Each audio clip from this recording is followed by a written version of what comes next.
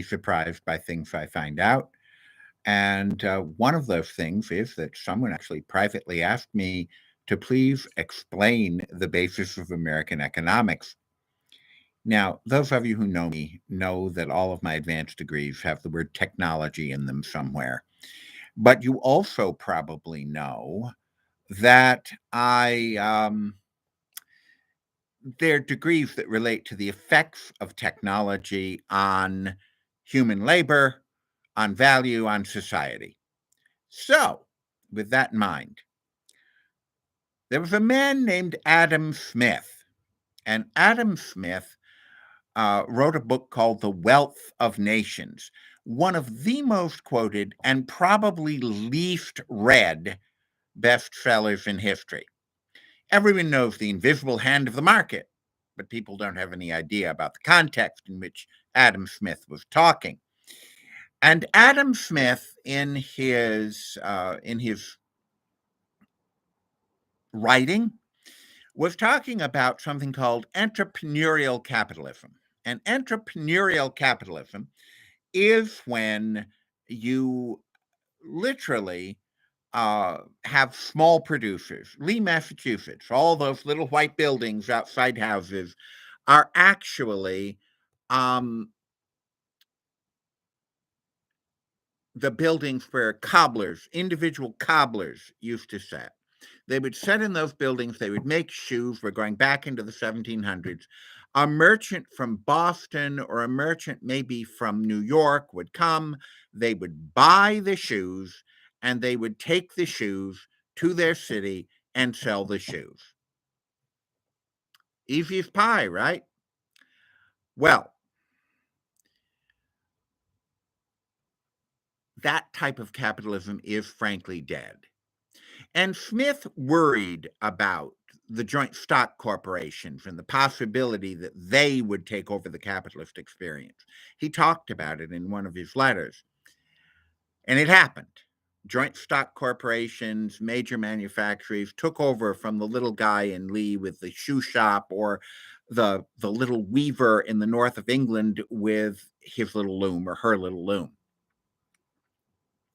So Smith was right to worry. And by the time a different man wrote a different book, and I'm talking about Karl Marx and Capital, by the time that happened, most workers worked in factories. The north of England was desolate. Lee no longer had cobblers. We had production lines, not modern machinery, but the beginnings of the Industrial Revolution. And wages had been greatly reduced again, and not to the point they were during the physiocratic period, the feudal and late feudal and post-feudal periods, where land was everything. The lord owned the land, you worked for the lord, you had a chunk of land, you tilled the land, the lord got a percentage of your crop, you took a percentage of your crop, and many, many commoners never saw money. They never saw any form of money in their life, not sterling, not gold, nothing. So, no, not like that, but they were being what both Smith and Marx called immiserated. And there was a man named John Say. He wrote something commonly called the Iron Law of Wages, in which he said that the tendency was always towards wages to drop compared to needs to the lowest level that would allow the worker to sustain himself. So you're talking about immiseration, poverty.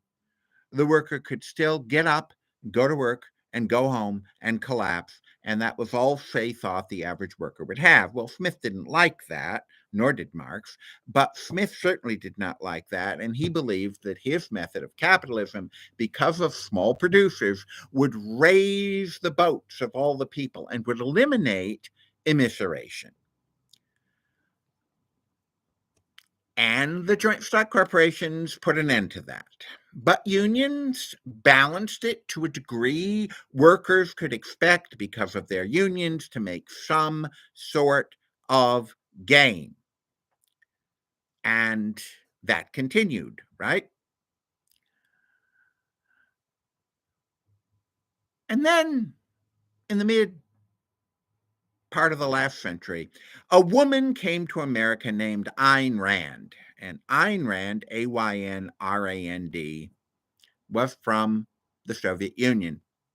And she wrote an awful book, in my opinion, an awful book titled Atlas Shrugged, in which the hero, John Galt, a producer, meaning an elite, became so disturbed by the fact that the society in which he lived gave basic necessities to all people that he took all the other rich people and formed what, in honesty, is a union, and took himself and his producers off to, I don't remember the name of the valley, and there they were. And so, everyone realized how important they were. It was an awful book, but it was nowhere near as awful as some of the other things she wrote, factual books or books she claimed were factual. For example, The Virtue of Selfishness. But she influenced people. She had a coterie in New York City.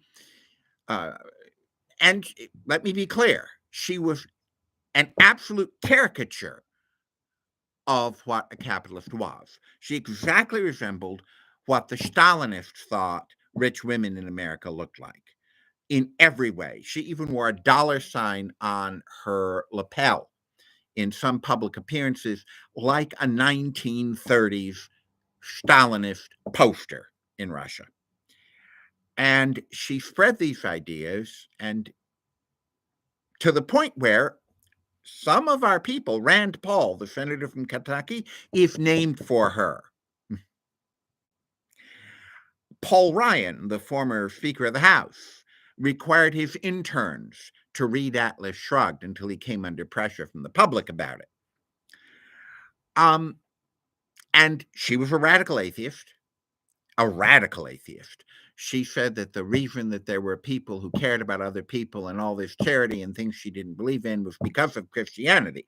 Now, whether you think it was or not, that's what she said. And she preached absolute atheism, and her followers, who are called objectivists, still accept that.